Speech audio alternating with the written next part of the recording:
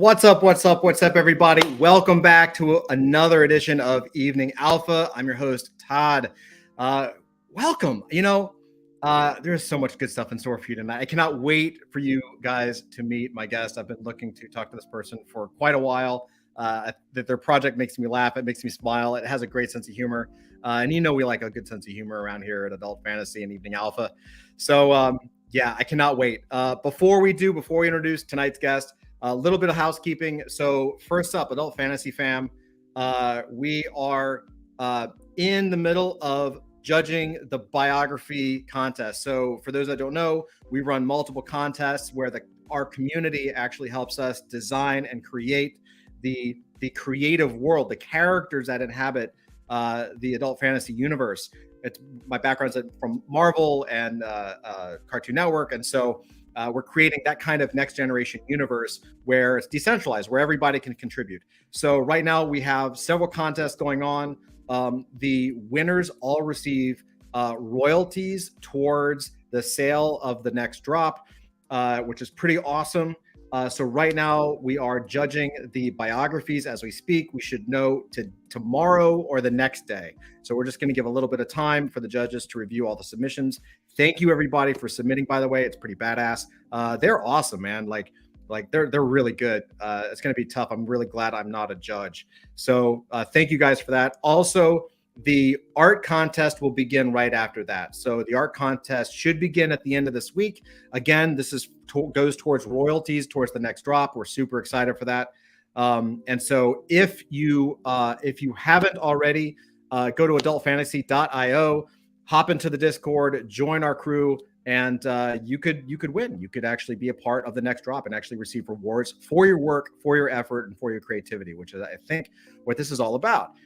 Also, one other thing, we have a giveaway tonight. We're going to be giving away an NFT. I'm not going to tell you exactly what NFT. We'll tell you about that later. But if you want to win a free NFT, all you have to do is like, subscribe, and comment in chat. All you have to do is in the chat, because it won't let you leave a comment in the regular YouTube thing while the live stream is going on. Just say hi in chat. Just be cool. Say hi. Say what's up. Ask a question. That's all we need. That's all we want. So like, subscribe, and comment in chat. And then at the end, we're going to bring the world famous Dusty Sky on to do the picker wheel and put everyone's name on there. And by the end of the episode, we will know exactly who has won. Also, don't forget, we're not just on YouTube. We are everywhere. So everywhere you go out and get podcasts, we are there. So iTunes, Spotify, Amazon, wherever you want to listen, we are available. So please search us out. Follow us, subscribe us on those platforms. If those platforms allow for a feedback, we'd love to hear what you have to say. Fives are preferred. I'm not afraid to beg. We're cool. It's nice. We're here. Anyway, any support is appreciated. We love you guys.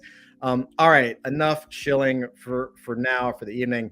I'm super excited to welcome someone that I have wanted to speak to for a very long time. Please welcome Mobius Strip. Mobius, what's up, man? Hey, what's going on? Thanks for having me. Hell yeah, dude. So this is going to be a fun conversation because I think our sense of humor is very in alignment. You know what I mean? For sure. Hell yeah, dude. So just jumping in, tell me what is Mobius Strip? I go by Mobius Strip. I'm the creator of the first ever animated NFT series, the Fuckles. I just started making the Fuckles one day. I was sitting in my room, kind of bored during lockdown, and the idea kind of just came to me. I was missing my friends, and I was thinking about all the old fun we used to have, and I'm like, you know what? Let me just start drawing and making the Fuckles. So, yeah, I mean, I started doing that in early 2020. I sat on it for a while. I thought about pitching it to Adult Swim. I was trying to figure out ways to do that. Yeah, and then luckily I found out about NFTs, and I started doing a little bit of research. I did a little bit of 3D stuff before I started making the Fuckles. And again, like one day I'm just like, oh wow, like I can make a whole animated series as NFTs, and I just started doing it. And I was lucky enough to be one of the early people to do that. That's awesome, man. It's actually really interesting. One of the things that really got my attention was how early you jumped in, right? Because I know in the grand scope of things, it doesn't really feel that long. It's only been 2 years. But I got in early 2021, and it's like, oh, you're an OG. You're like, you know what I mean? But there is something, and it's kind of a joke, but the deeper I get into it, especially now in like a bear market, the more I realize that there's actually maybe something to that, and that you've been around and like you've seen a lot of things, and you actually put something out into the market, and so you've actually rode up and down. You know what I mean? Yeah, And like, absolutely. so what was it that you saw in the space that got you to jump in 2020? Because the reason I ask is because I know just from talking to a lot of people, one of the trigger events, I think, and I think history is going to show it, was Beeple's $69 million drop. Like when he did the sale, like that pushed so far into the mainstream that it got a lot of people's attention, and a lot of people who were maybe kind of looking at the space already, or maybe thinking about the space, or maybe hadn't heard anything. They all, like, I think that was a key event into the bull run of last year. And so I'm curious, what was it about, like, not just maybe being locked down because you kind of have to like search for stuff to do. I'm sure that had a lot to do with it, but what was it that like drove you to NFTs in particular in 2020? So I was into crypto for quite a while, just like looking into it and trying to learn more about it for many years. I would say I never invested much into it, but when Dogecoin got pretty popular, I was on Twitter, kind of looking into those communities and stuff like that, and they were fun. I was It just popped up on an Instagram feed one day. I saw a Gary Vee post, and it was saying you got to get into NFTs if you like Ethereum, whatever. So I'm like, all right, that looks cool. And I kind of like let it sit for a little bit because I didn't really know what it was at all. And yeah, I mean, I did a little bit of research. I looked on OpenSea. I was like, oh, this is cool. Like, I don't really know anything about it. And then, like you said, like once people had those sales and I saw that people were making like so much money on NFTs, I'm like, all right, I got to check this out. Like, really dive into the research. So I did, and I found some pretty awesome people, and the community was so welcoming, and everybody was so friendly. Everybody was just trying to learn and do their thing, and that's what really got me into it. Yeah, it's awesome. Yeah, it was. I was really taken aback by how cool everybody was. You know what I mean? Like you always, I mean, any space you go into, anytime you jump into something, there's always like douchebags or whatever. But like you're never gonna get like, oh, this is utopia. Everyone's, But Yeah. I really was like before NFT Twitter, I had pretty much avoided Twitter like the plague, to be honest. Yeah. Like, I was like, this has zero value in my life. I'm not doing this at all. And then when I found NFT Twitter, it was actually informative, engaging. People were talking, like willing to have actual discussions, Mhm. And one of the very first things that I did when I jumped in was to go into my Twitter follows, and I unfollowed everybody, like hundreds. I manually unfollowed everybody except for like maybe 5 or 10 people that I actually knew and actually cared about. You know what I mean? Like that actually, like I actually knew in real life, and everybody else I just filled up with NFT people. And ever since then, like I've actually used Twitter. Yeah. Honestly, that's kind of the same with me. I was never on Twitter until really NFTs. The Dogecoin thing happened like maybe a couple months, maybe a year before. I'm not really sure, but before that, I was never on Twitter. I had no desire at all.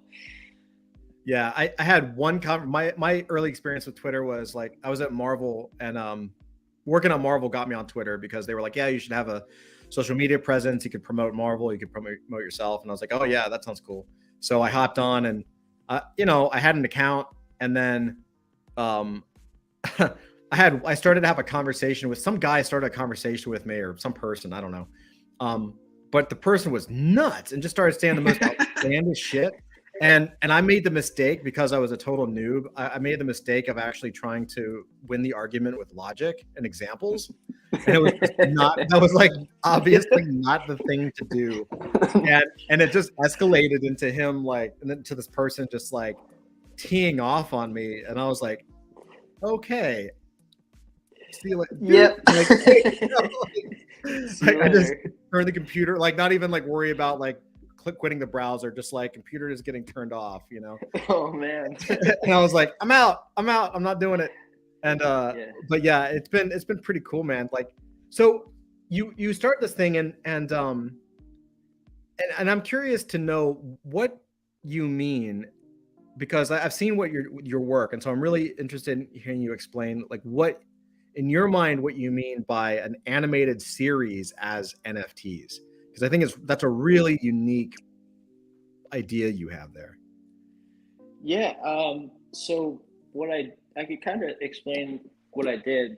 I would just do it piece by piece. So it would be like a little bit of a scene, and then I would sell it as a one of one NFT, and I would release them weekly. So each piece would eventually add up to one bigger story. And there's 3 total episodes once you added all the pieces together. So it's kind of like you're following along with the NFTs, and then it's a series, if that makes sense. Yeah, it makes total sense. And I'm actually surprised, like, no one else that I know of has tried that, because it's really fucking smart, dude, in my opinion. Like, thank you. It's pretty, like, so when you're sitting there and you're creating an episode, I'm gonna make an assumption, like, you sit down and you write your own script, and everyone has their own way. Like, maybe you're typing it out, or maybe you're just going straight to thumbnails or something, but you're going from that script phase, that sketch script phase, whatever. Do you go then and do like storyboard out the episodes, so you know exactly, basically, how many, I guess in your case, how many NFTs would be in the episode? No. And I know it's kind of crazy. I most of the story has to do with like me. It's not like a true story, but it has to do with like how I grew up with my friends and stuff. So it's really all just kind of in my head. And when I first did it, I'm like, I'm just gonna do it and put it out there. So the original Fuckles that I created was just kind of like, I'm making this piece by piece, and I'm learning how to draw and animate, because I had a difficult time with that, actually, because the story I love the story, but sometimes when you go to animate it, it's not exactly the way you want it. So I really had to teach myself how to draw and animate. So that was a bit of a challenge for me. But now that I'm making I'm making it better. The animated series is going to have like sound and stuff, because the originals were just like, I was drawing little GIFs, and then I would have like text bubbles to tell the story. But now, since I gained a little bit more skill, I could add like the voice acting and the sounds and stuff like that. So I've been writing out scripts, and but when it comes to storyboarding, I just kind of don't do that. I just draw it, and if I like it, I'll keep it. That's cool, man. It's like, it's an animation, like traditional animation. It's just called like animating straight ahead, right? Okay. Like traditionally, you would have your keyframes. You have keyframe A, keyframe B, and then you animate the motion in between, right? And straight ahead is just, you start and you just kind of go, right? Okay. You kind of know where you want to go, and you just kind of go there. So it's pretty cool. I think that's really interesting about it. Almost becomes, especially since it's a little self-referential, it almost becomes like a diary, right? Yeah, I mean, yeah, basically. And I definitely have a lot more to learn. Like, I probably should sit down and really storyboard it out, but like I said, I'm just beginning, honestly. I just started drawing probably like last year when I launched the Fuckles. So yeah, that's awesome, man. Like, that's, it's really, I think, you definitely deserve props for coming up with an original way to do the thing that you want to do, because it's an interesting thing. I mean, it almost combines, you're combining something that is traditionally static or something that has a, you know, like a movie loop or something, but you're tying them together almost in the way that like a YouTube video drop would go, right? Yeah. Which is pretty interesting. And the reason I'm so fascinated by it is because years ago, I began work on a project. I didn't release it and I never finished it, but I thought about bringing it back, where I wanted to do a series of GIFs, like just short loops of like animated shots, right? Some at the time it was like kind of completely out of context, just like really cool, weird things, just to kind of create a vibe. And the reason that was like back when like Tumblr was big, right? Okay. I was like, oh man, this could be kind of cool for like Yeah. some Tumblr feed. But I never did it. And the reason I never did it is because even though I didn't know how to verbalize it, like the reason I didn't do it was because there wasn't something like NFTs, right? I was like, well, I'm just going to do this and I'm going to put a lot of time into it, but I can't sell it. And I don't need it to get a job or anything, like a demo reel. And I don't, you know what I mean? Like I was like, I could maybe build an audience, but what for? At that time, I was like, I don't know, you know? Yeah. And so there was really like it was like a limitation on creativity because there wasn't a way to say, hey, you know, now you have this ability to not just make it real and make your animation and produce it, but now it's an actual asset. It's like something that people can own, you know, like, and it's a really, I don't think people really understand yet how powerful this stuff is. You know what I mean? No, I totally agree. And I think that would be a great idea to bring that back. That's basically what I did. I just did GIFs early on, and just my first series, the first Fuckles series, the original, was all GIFs. So it's basically like the same thing. It kind of sounds like the same thing as what you're describing. So that's awesome. Yeah. I'm, you know, like I said, kudos for getting there first and keep doing it. You know what I mean? Thank you. I love that you just don't stop and you just kind of keep going for it. You know what I mean? I will say this too. Like we were talking about this earlier, internally with AF, that we've now entered like multiple ways that NFTs can work and multiple ways that different projects work.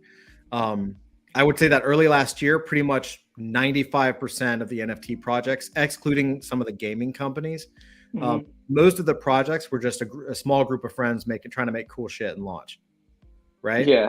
And then after Bored Ape and a couple other huge launches, venture capital came in and started funding teams. And so now you have teams going in and coming out of these accelerators and incubators, and they're very well capitalized. They have a lot of money. None of which is bad, right? But the goal is different now. Like you have some teams or people with like everything from single people to small teams that are like, this is a lifestyle. You know what I mean? Kind of almost like like what I guess you could call an old school like Patreon or like a Kickstarter or Indiegogo, like a crowdfunding campaign model, where it's like, if I make a ton of money, great. But honestly, like I just want to keep doing what I'm doing. And have people, if people support me, that just makes it better. You know what I mean? The more support I get, the more I can do. And then you have the other side, which is like IPO, go big, you know, exit the company, grow it to 1,000 employees, you know, that kind of thing. And it's so fascinating to me because both of those types of businesses, both of those types of projects live behind this JPEG that if you were to compare and look at each of them, they wouldn't really, other than the style, you wouldn't know the difference. Right. You know what I mean? Like, yeah, the absolutely. roadmap can also be kind of the same too. You know what I mean? Like you just don't know until you really get like, until you actually like really look at what's going on. And so I love the fact that there are projects, like we're bootstrapped, you know what I mean? Like I love the fact that there are projects that are just keeping it centered on who they are and what they want to do, and are just down to continue to work on it, you know? Yeah, that's exactly how I feel about what I'm doing. I'm just going to do it no matter what, honestly, because I love to do it. So I was fortunate enough that it has been successful for me. in a way. But either way, I just love creating, Yeah. Like, so you mentioned earlier that when you started this, you thought of maybe doing it as like you wanted to pitch this. Yeah. Tell me about that. Like, did you go out and stuff and pitch, or did you just kind of do research? Like, what did you find, and what was your experience? What did you learn about that? I looked up a couple different things. I did a lot of research. I didn't go out and pitch it. I went on the Adult Swim website, and I saw that I was told that I could put in a submission and stuff like that to get it seen and try to pitch it. But when I checked the website, they were no longer doing that at the time. Mm-hmm. So I sent them an email. I think they got back to me and said the same thing. Like, we're not going to do this right now, which was fine. So, and also at the time, I had no skill whatsoever. Like, I was just doodling on pen and paper. So I was really researching how to do like Adobe Animate, and which I don't even use right now.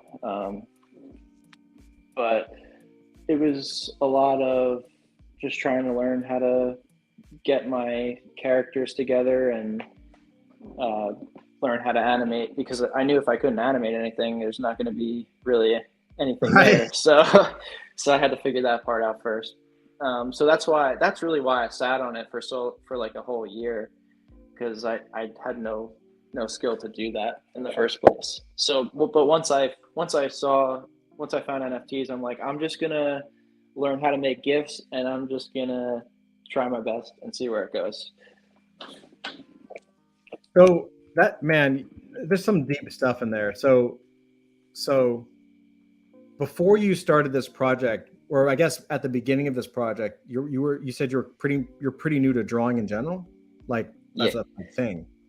Yeah, I mean, I would doodle in school all the time, but nothing like compared to what I do right now. All right, so I want to highlight this because so one of the I think this is what you said. You said something that's really important. So I've been around a while, and I've been very, very lucky to mentor and advise a lot of startups, and a lot of really good entrepreneurs that have raised a lot of money, and done amazing things, like phenomenal people.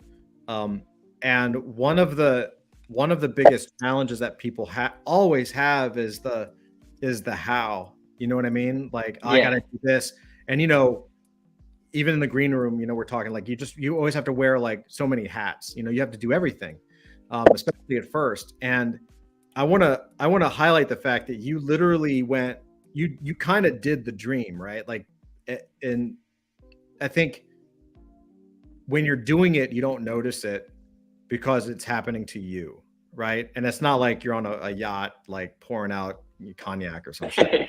Yeah. You know what I mean? Like, yeah. But you really did something that is quite spectacular, which is you started with zero, like not just zero capital or no idea how to do the thing. Like, you didn't even have the skill set to do the thing. Right. You know what I mean? And you went from zero to an actual launch with sales in like a year. Yeah, it's pretty crazy. That's nuts, dude. Like, most people can't. Like, that is people who have the skills. Like, I know tons of entrepreneurs, and I know tons of artists and animators, and they can't launch. You know what I mean? Or I should say they don't feel like they could launch, right? Okay. Like, I mean, we're talking pro animators, pro artists, years under their belt, just phenomenal talents. But they don't, not only do they feel like they don't have the edge there's an intimidation factor. And so they just don't do it. And you just kind of made a decision and put one foot in front of the other and said, I'm just going to do it. Like, it sounds a little naive. It's like one of those things where, like, maybe it's a little naive, but at the same time, it's a huge benefit, because sometimes not knowing how difficult something is to do gives you the permission to just fucking do it. You know what I mean? Right. I Like, mean, I'm not gonna lie to you. I was absolutely terrified the first launch because I was like, everybody's gonna think this is garbage because I have no skill. I'm like, oh man, I don't even know if I should do this, and I'm just like, fuck it, I'm gonna do it. You know what I mean? let me tell And you, that was really it. behind the scenes, everybody is terrified on every launch. We're terrified. You're terrified. Everyone we talk to is terrified. There's no cool cucumber on these big launches because the stress is massive. You know what I mean? I'm sure, yeah. It's so stressful. But you it sounds so basic, but it's really profound. You're like, oh, I want to do this animated show. I guess I should learn how to animate. And then you actually learned how to animate. You know what I mean? Yeah. Like that's not it sounds obvious, like no shit, but that's not something people do. People say, oh, I really want an animated show, and then they just daydream about it for 20 years, or they just like tell their friends, and they try to get their friends who's a good artist to draw it while they do something else. Right. Or they go and they pitch Cartoon Network with a script, and they don't even know how to pitch or what to pitch, and they get contacted, and there's nothing there. You know what I mean? There's no skill set that says I can actually do this thing. You know what I mean? And Yeah. and it's really strong. And I think, and maybe you know this, so I might be preaching to the choir a little bit, but like what you're actively doing by just saying fuck it, I'm just going to do it, and selling stuff and building an audience and just not stopping is actually the thing that could potentially lead to the animated show. Do you know what I mean? Yeah, definitely. At the end of the day, it's just leverage. You come to them in a couple years with X number of thousands of people like who love your work, who love your stuff, and it's kind of a foregone conclusion because at the end of the day, they don't care about skill or talent or writing. They can hire all that stuff. You know, Right. They care about what? They care about the audience size, and they care about money and advertising. Yeah. Right? Definitely. It's not. It's really yeah, simple. that's true. It's really simple, man. It's not that complicated. And so I think you're kind of cracking the code with maybe without even thinking about it. You're just like, well, I'm just going to do it and get it done. And it's a huge example. You know what I mean? Like, I think it's so good to see, because I know, and you know this, like there are absolutely people out there who are going to look at the Fuckles, who are going to look at the art and be like, and just like talk shit or throw shade or whatever. Man, I mean, you see it all the time. That drawing sucks. This person doesn't whatever. Yeah. But you got the answer. You just laugh at it and you're like, okay, cool, man. You know, like, glad you can draw better. Peace out. I'm going to keep doing my thing. You know, like that's right. And it just really handles itself, and it makes you bulletproof. So like, hell yeah, dude, kudos for that shit. Thank you. That really means a lot. And you gave me a new perspective with what you said, because, you know, like you said, it's just like, I'm just kind of thinking I'm just doing it and enjoying it. And then you're saying like, you know, that's a pretty big thing to do, which is crazy to me. So thank you. It's huge. It's absolutely huge. There's the old saying of like, well, if everybody could do it, everybody would do it. You know what I mean? Like, it's not easy. So you don't see people like, I mean, how many projects out there are talking about an animated show, and how many of them are actually doing it right now? Right. A lot. That's right. A lot. A lot of people are talking about it, but not a lot of people are doing it. That's for sure. That's right, man. Absolutely. And so it's really good to see. Let's see. I'm going to go through. Let's check out chat. Let's say hello. We got a good audience tonight. Jennifer, how are you? Welcome. Pleasure to see you. Hello. Dusty's here as always. Hey, Dusty, what's up? Rages is here. What's up, Rages? How are you? KG, good evening. Yeah, KG's our resident super winner. KG's been winning like pretty much everything just by luck. He just keeps going. Nice. Luck and skill. Willie D, what's up? Let's go.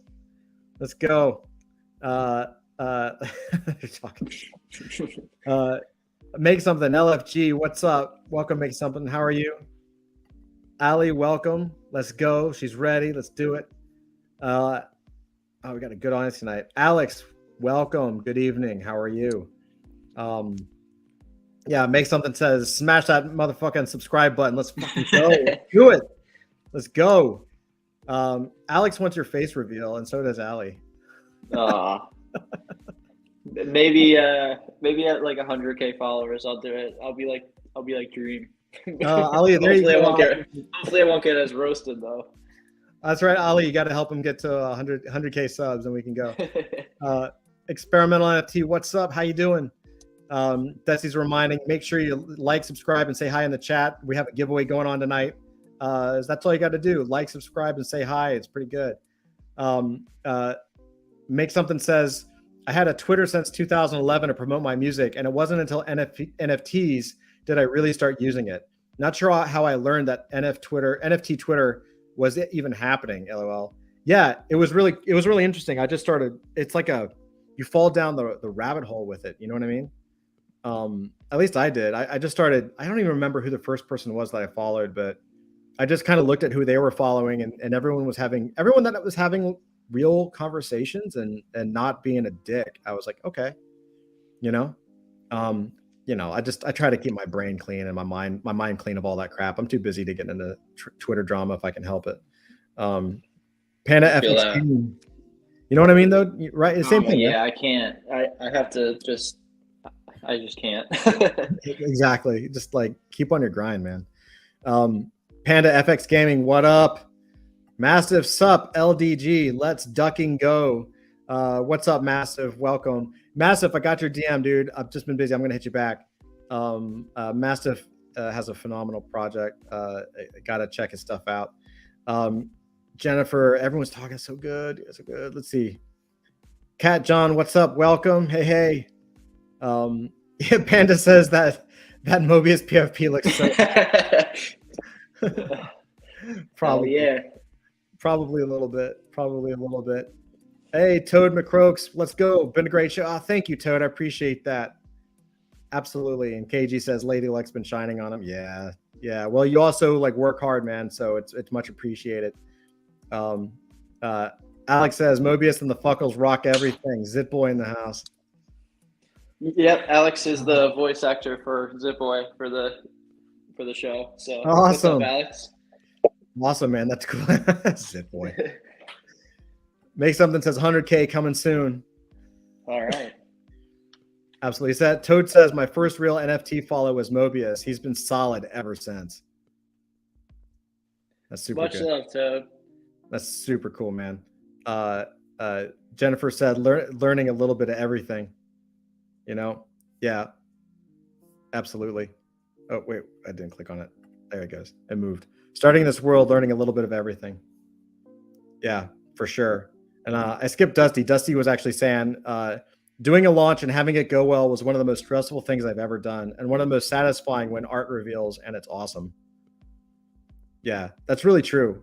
And it doesn't get easier. I actually think we're trying. Like one of the things that we're trying to do is like launch smaller things more often, right? Like I personally am like on a personal mission to get away from the pressure that all of the founders feel, where it's like, oh my god, I gotta launch this 10,000K PFP thing and it's got to sell out, and and if it doesn't, it's just so stupid. Like you see so many projects that like, they sell like 9,987 out of 10,000, and then people are like, you suck. Like this is crap. What a garbage project, total rug. What a scam. And it's just so silly. Like one of the things I often say is it's like opening up a grocery store, and you fill the shelves, it's packed, it's beautiful, you've worked hard, the team's worked hard, it's a gorgeous grocery store, there's food all over the place, you've got the the meat section and the beer and the lettuce and all that kind of stuff, got everything set up, and then the door opens, and then people come in and they're buying, and you're like, oh man, this is gonna be great. And all of a sudden there's some schmuck that comes in and is just like, and looks around, and it's just like, what the hell is this? And you're like, hey, welcome. We just opened up. This is our grand opening. We're brand new. Like, come, let us know what you think. If there's any items you want us to sell, just let us know. And they're like, no, man, I mean, what is all this? Like, you actually have food here? This sucks. You guys are going to fail. Like, this is bullshit. And it just like walks off. You know what I mean? Like, this doesn't happen in IRL. Like, there's no real business that you would say like, oh, you didn't sell 10,000 items in 24 hours. This is right. bullshit. You know what I mean? Like, it's so stupid. So true. It's so silly, man. But yeah, man, like, it's really interesting to hear your experience. And so are you planning then to continue with the pitching? Is that something you're looking for, like, towards, or like, what do you, when you're going out and you're building the Fuckles and kind of like creating all these pieces on a recurring basis, do you have all these other periphery things in mind? Like, you're thinking, okay, well, I'll put a pitch together, or I'll put like some apparel or other things together, or are you just like blinders on? Honestly, I haven't really thought about pitching since I first started.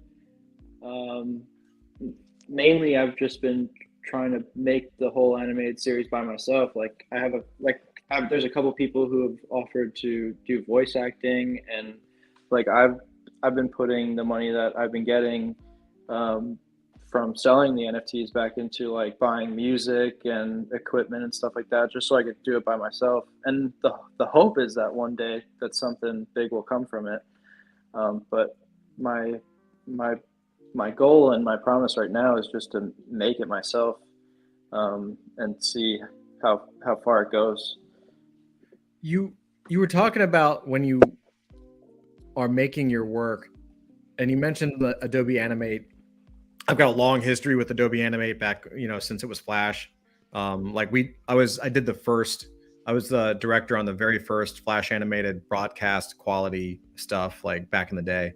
So like it was a music video for Dice Raw, The Roots. So I'm like, what tools are you using now when you create your stuff?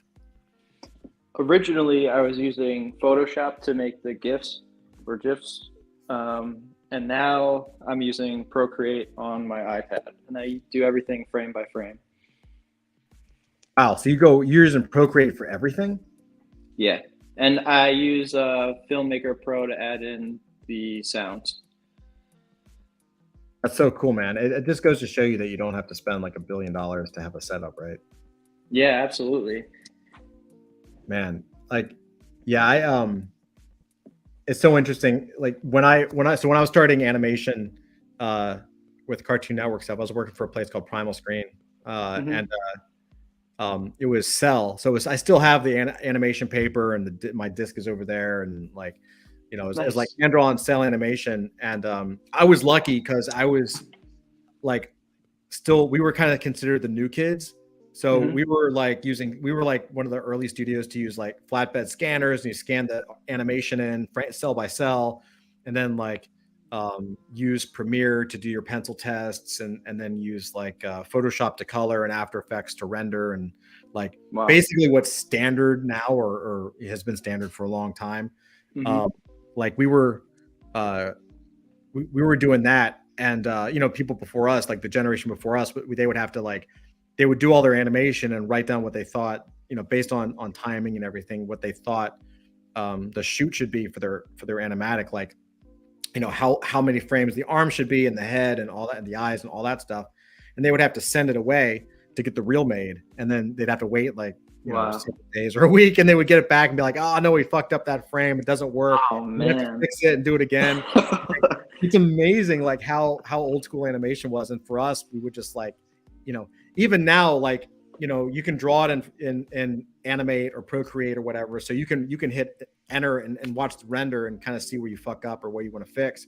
And then but even like, so it's even gotten faster than sitting there hand drawing everything, scanning everything, like shooting the pencil test, one drawing at a time, rendering that video, seeing everything, making your correction, and doing it again. It's really crazy how the tools have allowed us to really get into a new spot. So Okay, so I'm really curious about this. Like one of the things that kind of blows my mind, I think, is obvious the fact that you kind of started from nothing, like not even the skill, and decided to like just do it, and you went from zero to sales. Like that's crazy. Um, how like what's been your biggest challenge so far with the project? Um, the biggest challenge is really just trying to improve my skills. Um, like when I first started out and everything, um, I was just really trying to put everything together. So the challenge for me is like getting the story how I really want it to show in the animations right now. And I think, a couple of years more practice, I'll eventually get there. So I'm excited for that. But it's really just getting the story exactly how I have it in my head, like Mm. in the animations. That's been the biggest challenge for me. How are you getting the word out about this thing, man? Mostly just Twitter. I've been trying to get on to Instagram and TikTok a little bit more to get it out there. Looking, to try to build my audience on those and also YouTube, but those have been definitely more difficult.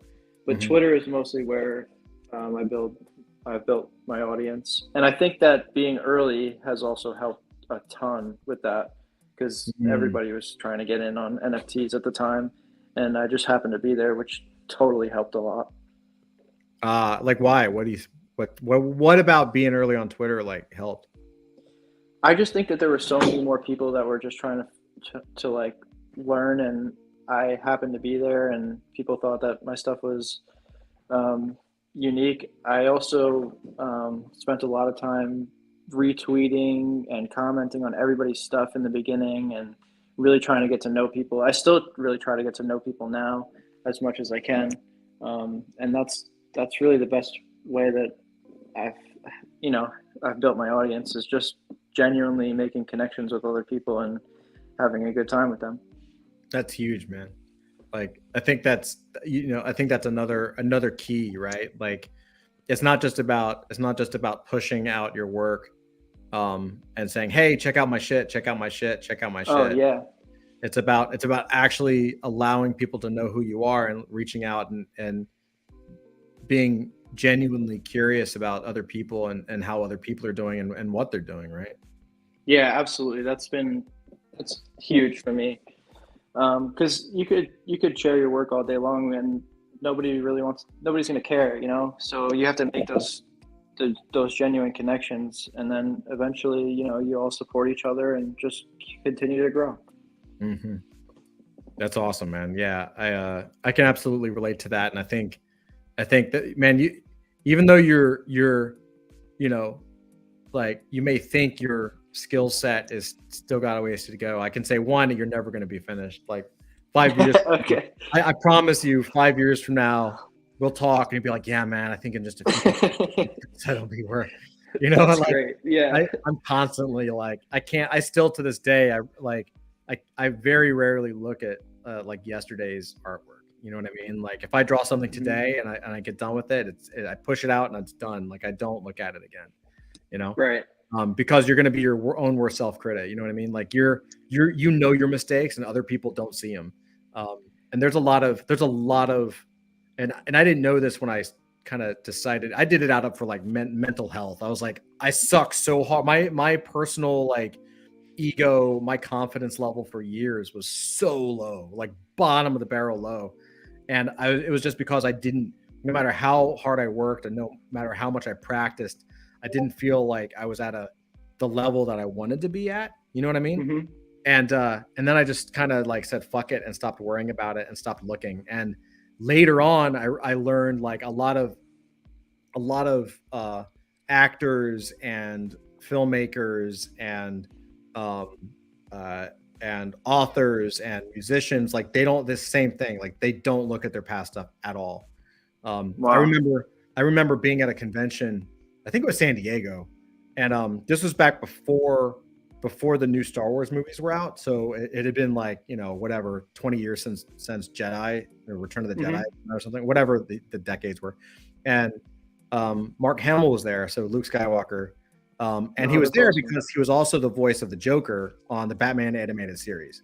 Which, Nice. if you've never heard his voice on the Joker, like Batman animated series, like the original, he's Oh yeah, freaking great, man. yeah. So they had him up there, and granted, like this is like decades have been since Star Wars, and someone asked him in the audience, hey, looking back at your performance in Star Wars and Jedi and Empire, do you cringe? Do you look at it like what do you think about those movies now? Being X 20, 25, whatever many years, and he was just straight up, and he was like, honestly, I haven't watched those movies since the premieres. Wow. And you're like, really? Like freaking Star Wars? Like, and it kind of makes sense when you think about it. Like, it's like his experience with it as a movie is different than our experience. You know what I mean? Right. Because he was in the damn thing. Like, he made the thing. So it's like, whatever.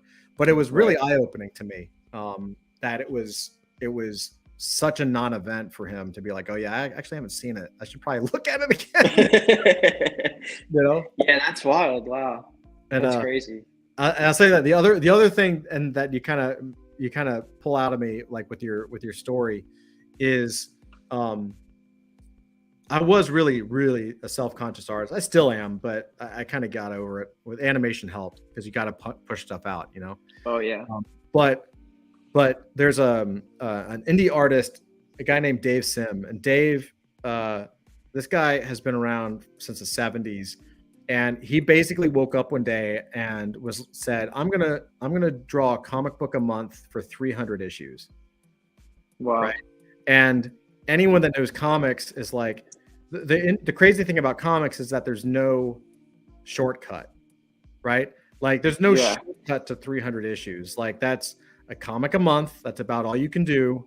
And so you're publicly saying it's going to take you a minimum of about 30 years of your life. Oh my God.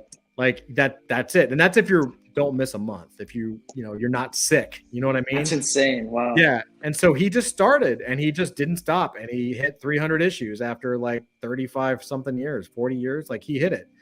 And and one of the interviews I read with him, he was talking about the same kind of thing, how he was like, I didn't have the skill, and I never feel like I have the skill, and I don't look at my books, and same stuff we're talking about now. But one of the things that was a huge aha for me was, he said, someone asked him about his drawing, and he was talking about how much he sucked. And then he said, yeah, one of the things that helped him out was he was complaining to an artist friend of his that he couldn't draw hands. And of course, it's all self-imposed, because you look at his work and you're just like, what do you do? You draw everything. You're crazy. Like, everything is dope. You know what I mean? But in his mind, he couldn't draw hands. And so he was telling this to a friend of his, and his friend said, what do you mean? You just draw Dave Sim hands. And it was like a huge aha for him. And that article was like a huge aha for me. And that is, and hopefully maybe for you too, where it's like, you don't have to necessarily even worry about ever getting good or great or whatever. Like, we all have these impossible metrics in our head of what we want our stuff to be. But at the end of the day, you end up, if you do it enough, you end up getting a style that's just like the Mobius Strip style. You know what I mean? Like, you just get Mobius' style and you're good to go. You know what I mean? And, and that's all you need. It's just like, you do you. You know what I mean? I still draw big floppy hands, but no, I'm like, all right, they're just Todd hands. Whatever. It's got, as long as it's got the right fingers, and I make sure to have the right hand on the right arm, I'm good. Yeah. That's awesome. That's great. Yeah. Thank you for that. For sure, definitely, man. Let's see. We got some comments in chat here. We got Ali says, it's great to see everything that's growing, the community and everything. Yeah, it really is. Even in a what do they say? Like a bear market to bull market, right? Have you been affected by the market so far? Or you just kind of like, does it affect you? It does, definitely. I mean, it gets slow at times, but like, the vision I've just had is just keep going, and once the next bull market comes, I'm just hopeful that it'll be good. You know what I mean? Yeah. Do you just, so you really don't plan like big launches? Like, how do you, that's actually a question I'm curious about. Like, how do you plan your launches? Do you have like a regular schedule, or is it just kind of like whenever you're done, you just kind of you start like saying, "Hey, I'm going to launch this soon." Yeah, so the original collection, I would do it once a week. So it was like every Monday. Actually, it was probably twice a week. Every Monday and Wednesday, I would drop 2 new pieces. But now I'll drop like still pictures once a week. And since I'm working on the animated series with sound and stuff, I put out 2 trailers. Well, the second trailer isn't out yet. I put out 1,000 editions. So far, a little over 50 have gone, and that's been a couple weeks now. So the goal for that is just, once everything takes off again, then hopefully those will go, but I'm not really worried about it.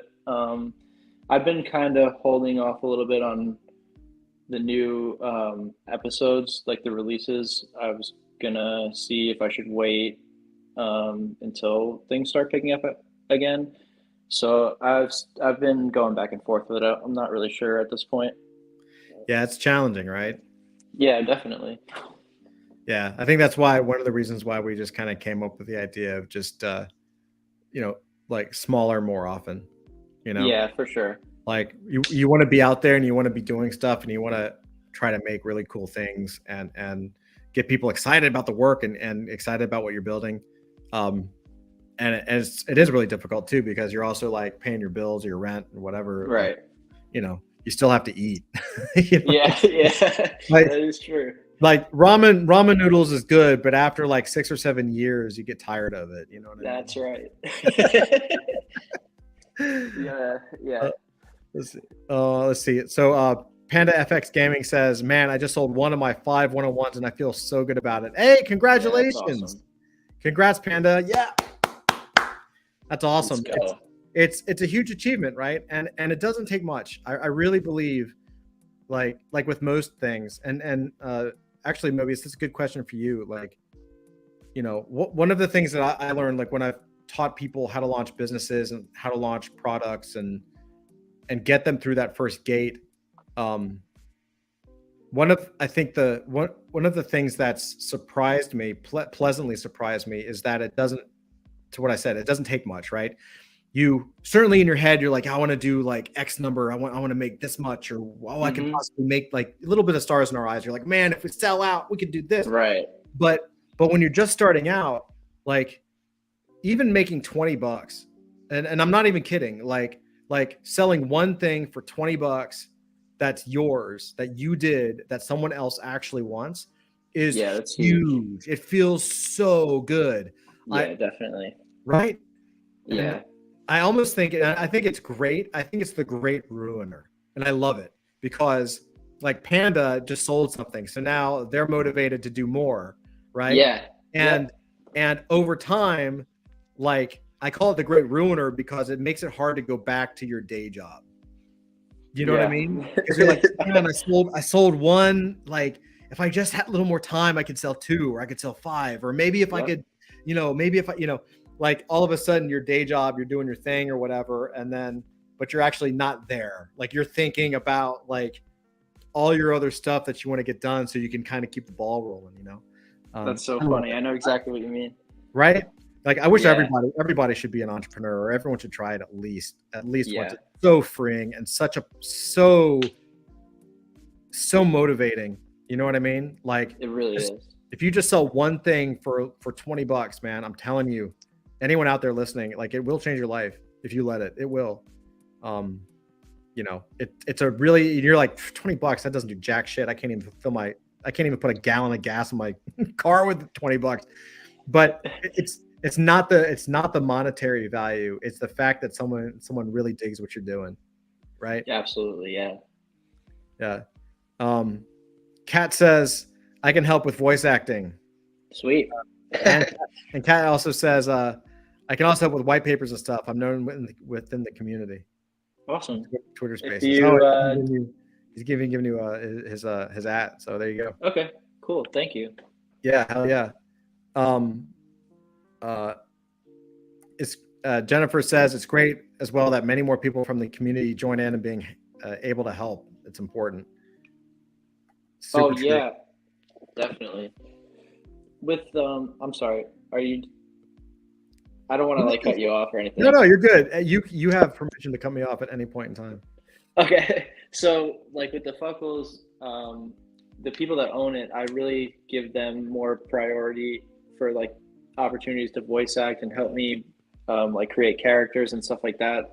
So that's also a big part of like I call it kind of the utility, but it's not really utility.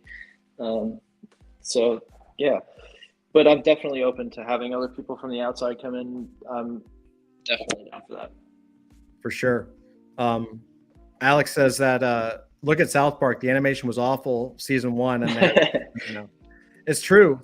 And you know what's funny is like so I was at Cartoon Network when South Park debuted, and one of the funny things about that is, and this is sort of like inside baseball behind the scenes, like we heard the producers and the executives were pissed off. Like I mean, dude, we're talking like corporate campus Turner, and like everybody was talking about this thing. We're like, what's the big deal? Like, I mean, we saw it. We're like, yeah, the animation kind of blew. Like, it's funny as hell. Like, we were like, that's hilarious. But like, they started passing around the VHS tape of the pilot. And the pilot was all, and I think the first couple episodes, they were all construction paper. And it's been a long time, but I think the pilot, like the little student film they had was like making fun of Jesus or something, which, you know, at the time was just like, holy crap. Oh, like, man.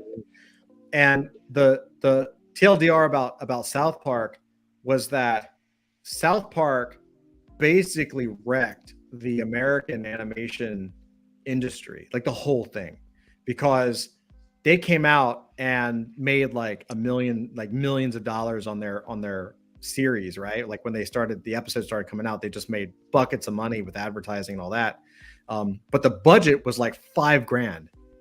There was nothing there, like 10. It was for an animated show. Like Cartoon Network was doing like I think like $500,000 an episode with $250K per 10-minute spot. I think that's wow. Told me on that, but it was about $250K per episode.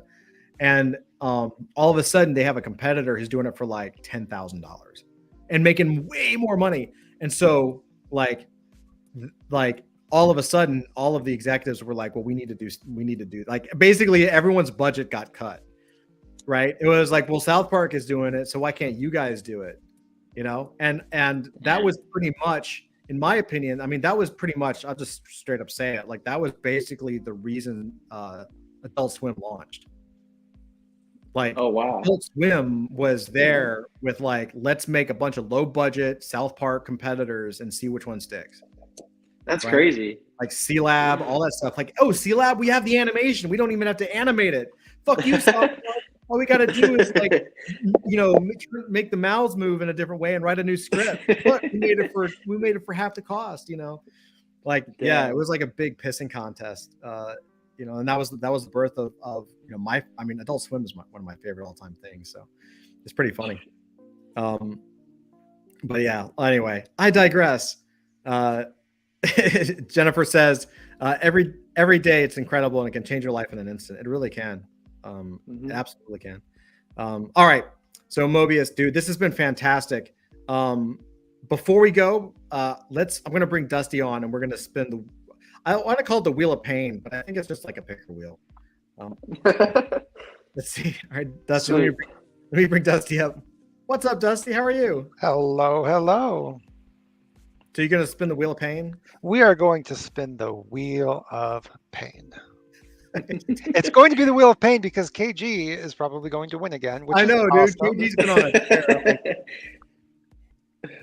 What was it? Wasn't it like Wheel of Fortune or something that has the pedal and they can like slow it down and like basically, guarantee a win for somebody?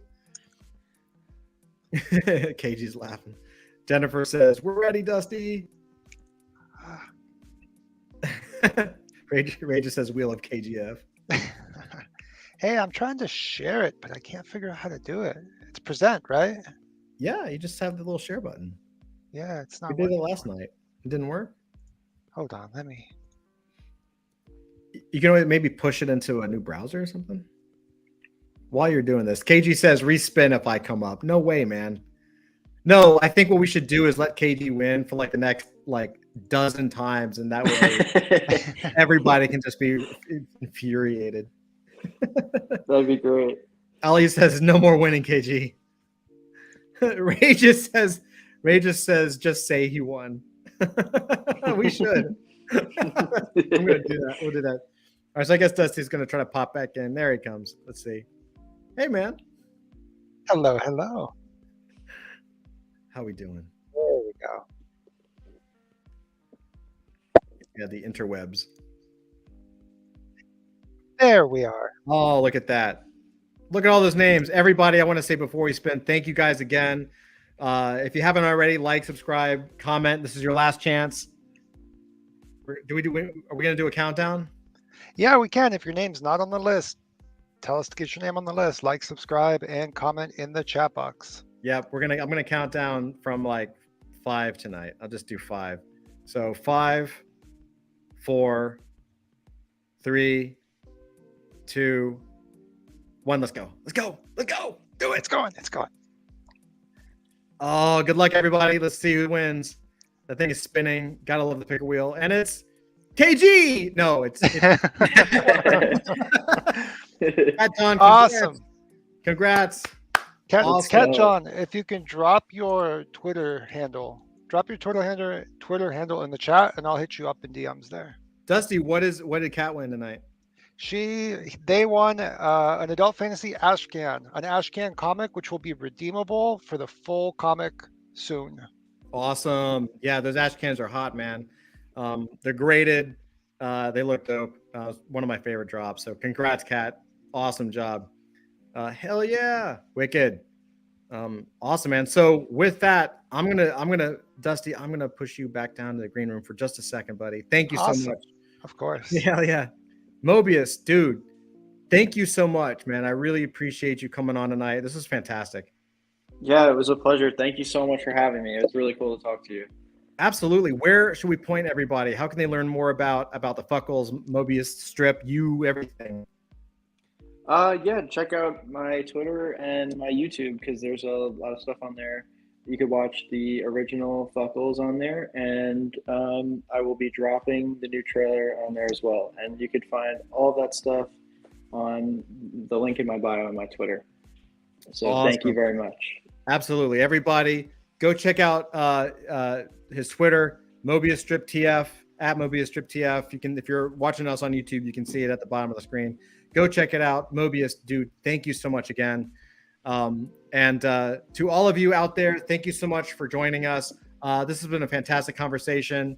That's what we're here for, multiple times a week usually, here to talk to the best founders on the planet in Web3, just like Mobius. And so everybody, see you guys next time. In the meantime,